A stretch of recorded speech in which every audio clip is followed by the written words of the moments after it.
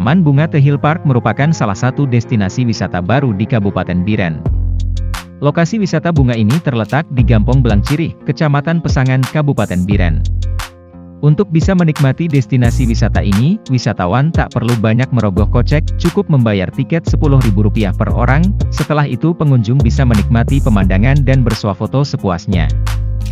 Pengelola objek wisata bunga The Hill Park, Iqbal mengatakan destinasi wisata tersebut baru dibuka sekira 2 pekan lalu. Kendatipun demikian, pengunjung dari berbagai daerah mulai berdatangan.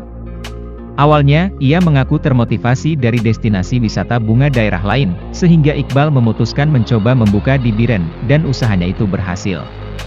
Objek wisata bunga tersebut merupakan milik pribadi, namun bekerja sama dengan pemerintah desa setempat.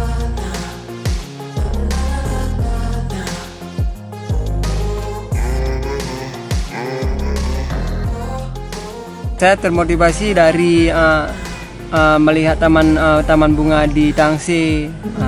Saya sempat ke Tangsi melihat kemana pengunjung. Alhamdulillah di Tangsi rame, makanya kami rencana mau buka di sini. Alhamdulillah berhasil. Sejak kapan nih kita buka, Bang? Sejak minggu kemarin, baru seminggu.